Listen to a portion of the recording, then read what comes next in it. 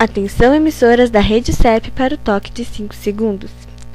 Pi, pi, pi, pi, pi. Coca-Cola, dá mais vida.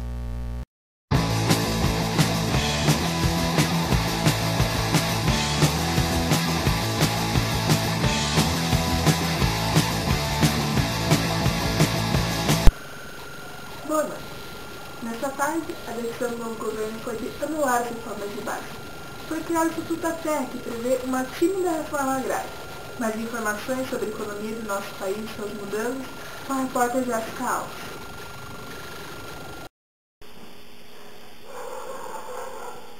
A lei que controlava as remessas de lucros para o estrangeiro foi anulada. As multinacionais agora estão sendo ofertadas com mais facilidade. Para diminuir a inflação, foram aplicadas receitas econômicas monetaristas. Foi decidido tirar o dinheiro de circulação e, com isso, foi criada uma nova moeda, o Cruzeiro Novo. Os salários foram apontados como os grandes responsáveis pela crise econômica do país. Os aumentos salariais passarão a ser menores do que a inflação. A ideia é fazer com que o aumento de preços por causa do crescimento dos salários seja cada vez menor. Um dos recursos para a diminuição do salário é a extensão da estabilidade. Pela antiga lei, era praticamente impossível o empregado ser demitido após 10 anos em uma empresa. Já na nova lei, foi criado no lugar o FGTS, Fundo de Garantia por Tempo de Serviço.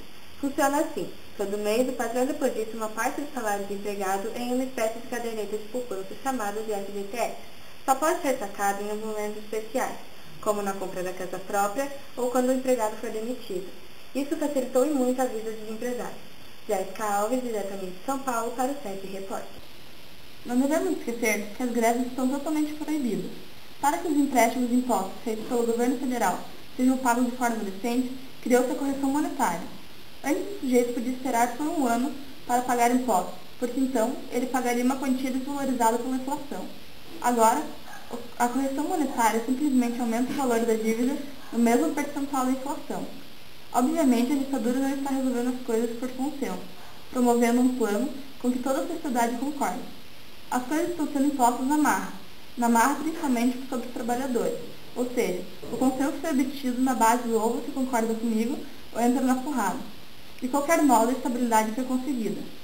Mas espere um pouco, quer dizer que a ditadura consegue estabilidade? Essa pergunta necessita de outra. De que tipo de estabilidade estamos falando? Quando examinamos as estatísticas econômicas, percebemos que a estabilidade teve um preço: o aumento da exploração da força de trabalho.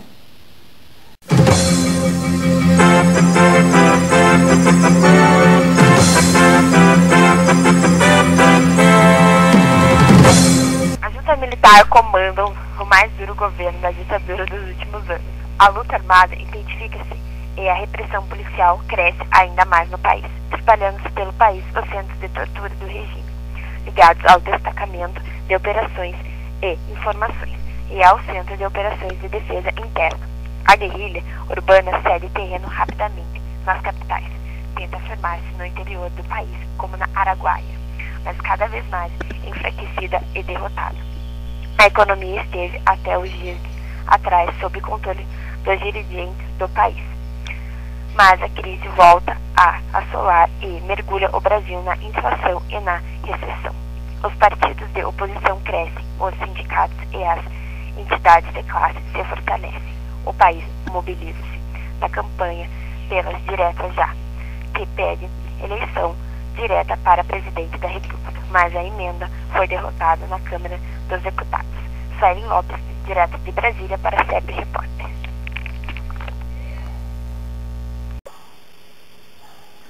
A ditadura militar brasileira assolou o país durante 21 longos anos e deixou muitas marcas em nossa cidade.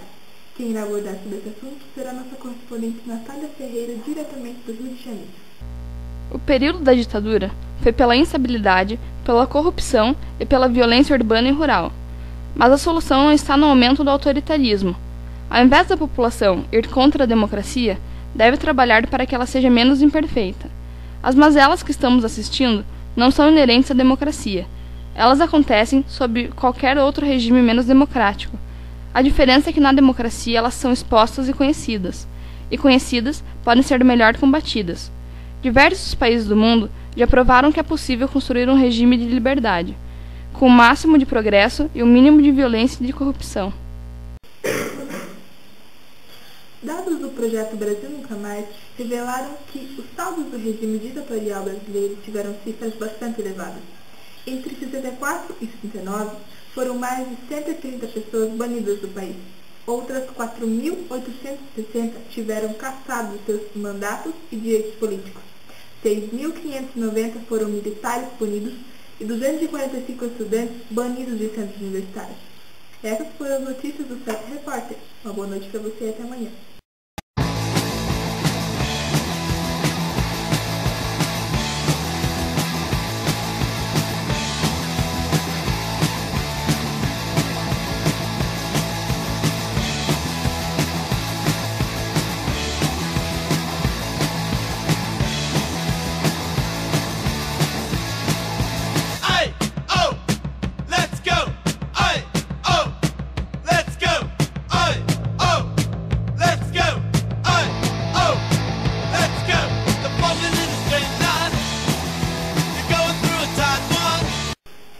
Não devemos esquecer que as greves estão totalmente proibidas.